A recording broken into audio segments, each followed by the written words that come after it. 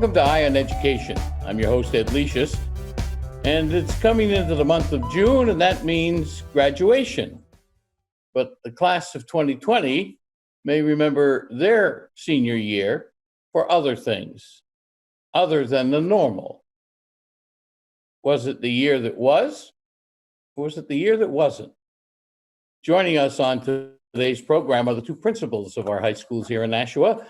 From Nashua High School North, we have Nate Burns, and Nashua High South, Keith Richards. Gentlemen, welcome to Eye on Education. Thanks for having us today here. Yeah, appreciate it. Good to see you. Since March, you guys have been functioning in a whole new world, something not seen before, and as we progress in the program today, may not be or may be seen going forward.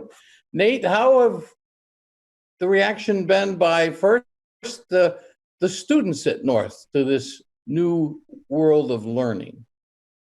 I've been meeting pretty regularly with our senior class officers, and obviously this isn't the way that they wanted to see their last few months happening at North. So I think it definitely has been a little bit of a struggle. I think in the beginning, kids were kind of excited about not coming back to school and excited about what it could be. But obviously, since that point, we just haven't been able to come back, and I think it's kind of been a struggle for them to get used to logging in, checking in on the internet as far as meeting with teachers.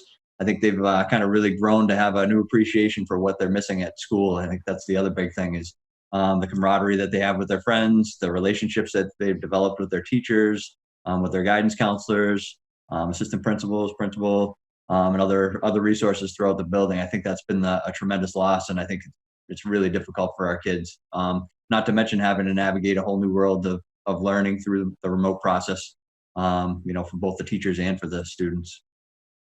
Keith, it's been not only the remote learning, but the end of athletics, end of socialization, end of band, chorus, and all those club functions as well.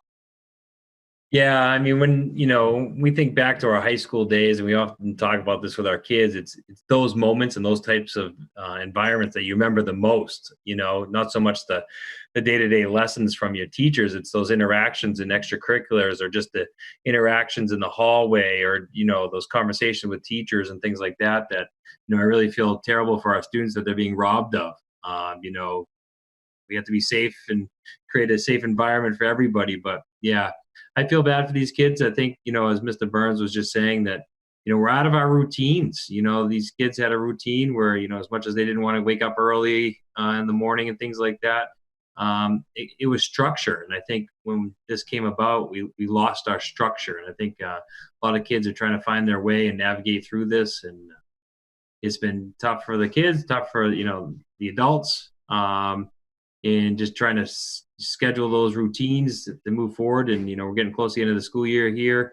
But yeah, this is something that has never been seen before. And, certainly our lifetimes. And never would have thought that we wouldn't be, at the Verizon Center, having a graduation or, celebrating, sports and the end of the year ceremonies that we typically would be planning for right now. And it's just, I feel really bad for these kids that they're missing out on some of those rites of passages.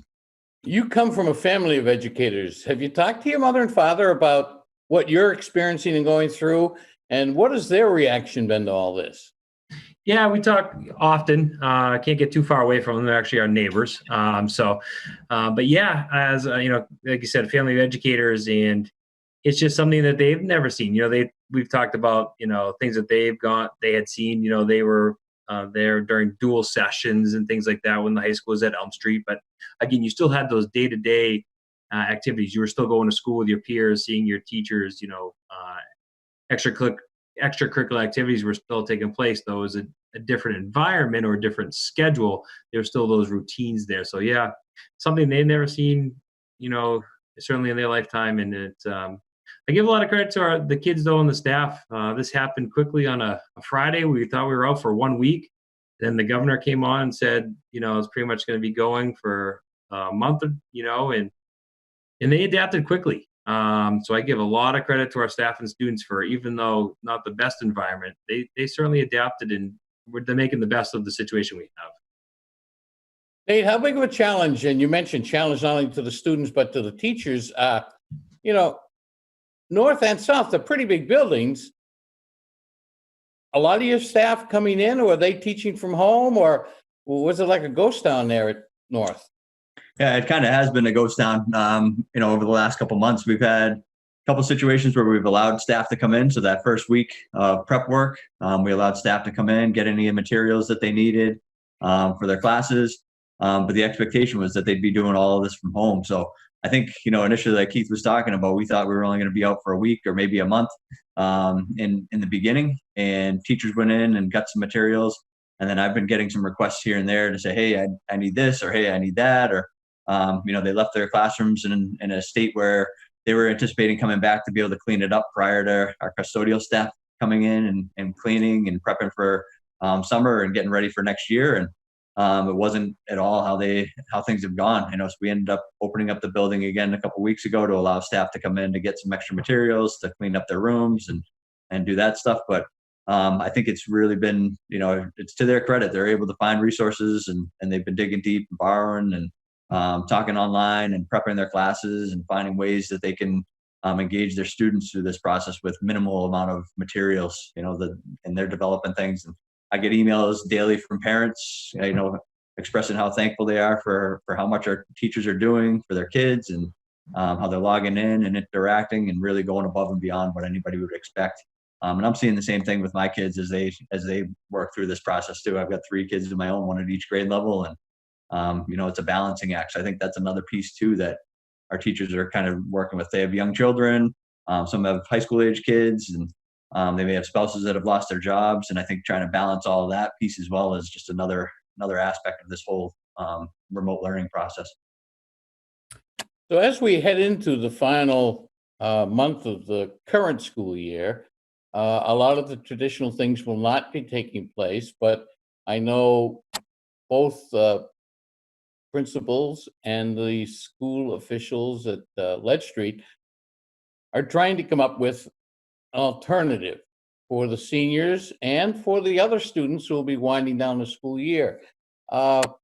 What's the rest of the school year starting to look like, Keith?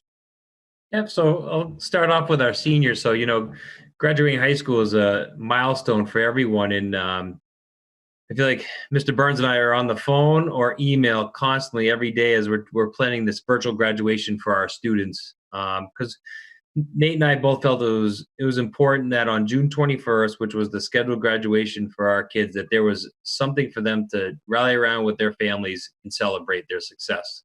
Dr. Mosley assured that later on in time, when it is safe to do so, have an in-person graduation. But we really felt it was important that on that day that the kids would be able to have a celebration. We in the last couple of weeks have had our kids come in one at a time to record speeches. Our faculty have recorded their speeches. Nate and I recorded our speeches.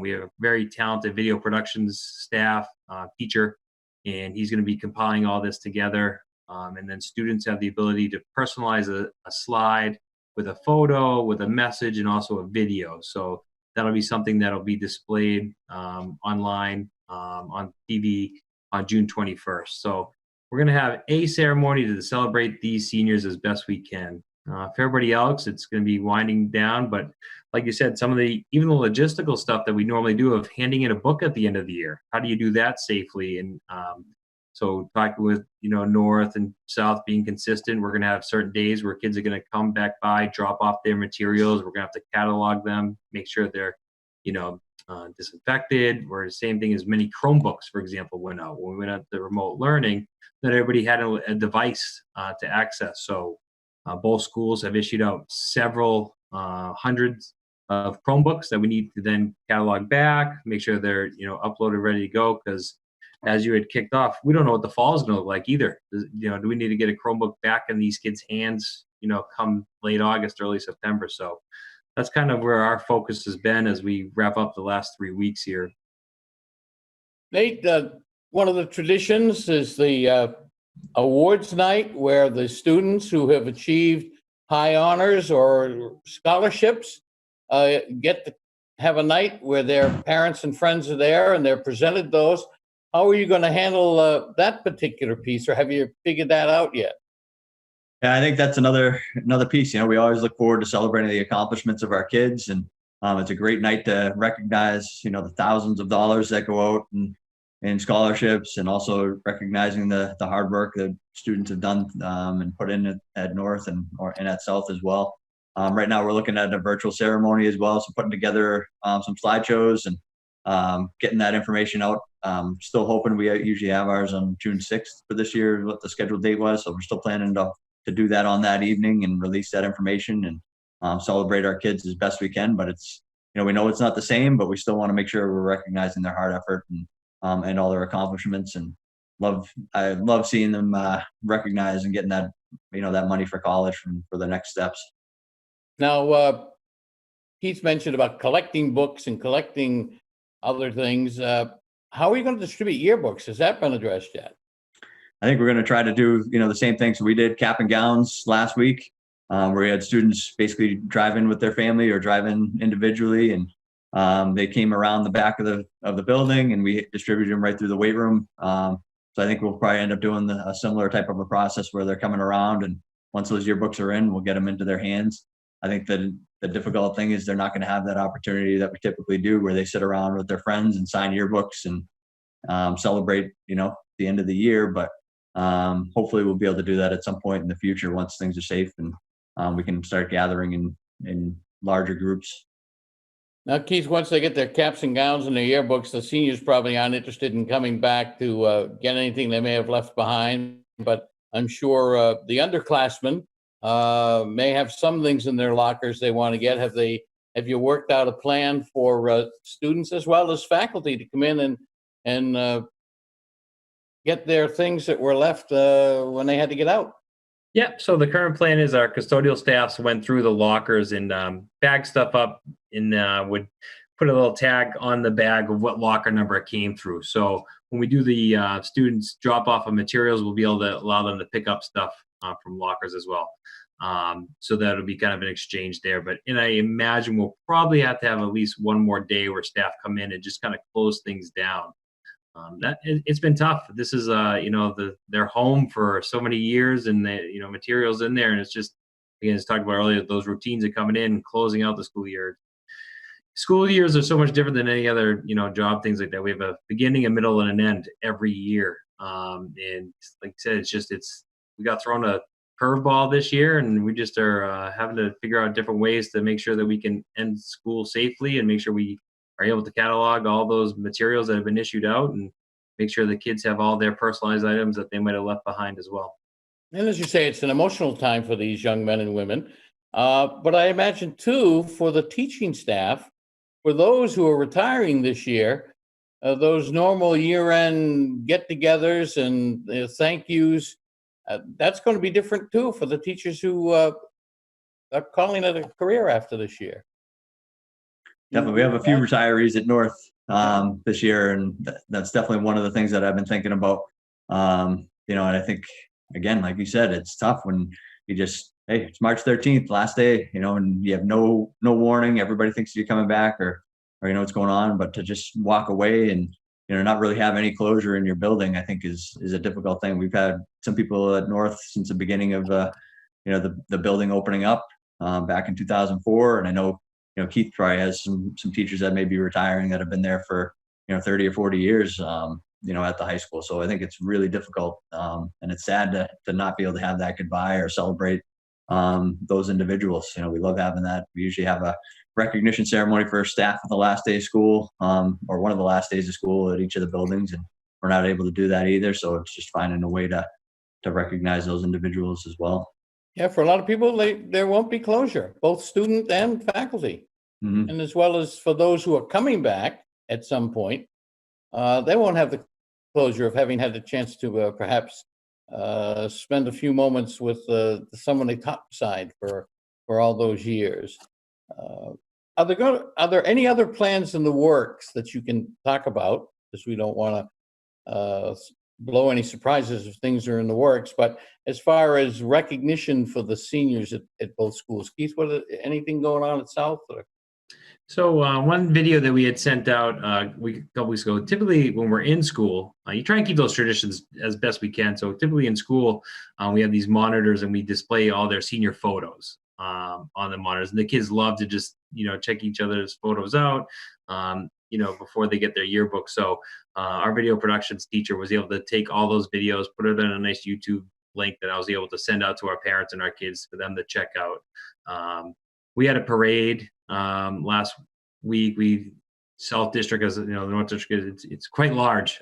So we scheduled 2 days for it, and traveled through the neighborhoods, and it was so nice just to see the kids standing, on their driveway, waving to the teachers, and so we're trying to do what we can to reconnect with our students as best we can. Yeah, that really has been a remarkable outgrowth of this situation. The parades, I know North faculty did pretty much the same thing, getting out to see their students, right, Nate? Yeah, we have actually our parade scheduled for Friday, so last day of school for seniors. So we figured we'd get out there and celebrate them and drive around town. And so we've sent out the information to everybody about that over the weekend. And I've got another surprise that I'm hoping comes to fruition before the end of the school year that I want to make sure we get out to our seniors. And we've been working kind of hard on that. And then we also have a slideshow that we're sending out later this week as well that shows all the senior pictures and just to celebrate our kids. I think it's the little things, that we can do. It's nice too. I've been driving around, running around town and seeing some of the signs that are out there. Proud parent of a National High School North or National High School South student or graduate. So I've seen those around town. So it's just another nice thing. And then I guess there's a banner now on Main Street. I haven't seen it myself, but I saw some photos of it. So it's just another way. It's nice to have the city kind of recognizing our students as well. Yeah, Nick Caggiano and Lisa Photo at DPW kind of came up with that idea. It has the 3 high school logos on it, and it just wishes them well. And it's a nice touch, and I'm sure it helps parents and the students as they drive down through Main Street. And similarly, you're both familiar with what the Lions do with the Teacher of the Year. This year, the club took a position that they're all Teachers of the Year. And sometime this fall, when we gather together in groups, it's our plan to recognize all of the faculty and staffs at public and private schools in Nashua, along with all the policemen, all the firemen, and all the public health workers for getting through this extraordinary time and making things work in a challenging way. So now we kind of talked about how this year is going to wind down. Do you have your crystal balls out, and do you have any ideas? Well, first of all, what's going to be happening over the summer? Will there be summer school, Keith? Yep. So it's going to be in the same environment we're in currently. So we know there's a need for summer school. So it's going to be remote learning summer school. So kids will register like they normally would have. They'll get assigned to a class, and then their teacher will reach out with inviting them into their Google Classroom. So it'll be the same environment that we currently are in, but there will be a chance for students that need to recoup that credit or recover that course. It's still going to be going on in July this summer. I know that the maintenance staff has been constantly working in all the buildings. Any plans for a major cleaning this summer, Keith? Nate? They've actually really been doing a great job. You go in and you can smell the disinfectant in the building when you walk in. They've cleaned everything top to bottom. They're at the point right now where they're painting classrooms and doing a lot of the work that they really haven't been able to get to over the last few years, especially when the schools are hosting summer school. It makes it a bit more difficult because they're the mad rush to clean towards the end of the school year. So we alternate buildings, but it's nice. I think people are going to be really pleased with the work that our custodial staff's putting in and plan ops are putting in throughout the district. I'm amazed at the hard work that they're doing, and they've got great attitudes. I know it's not the same for them either. I know they enjoy seeing the students and seeing the teachers and interacting with them too. So it's always nice to see them when I've been going into the building every once in a while to get things or to complete some work that I can't do at home.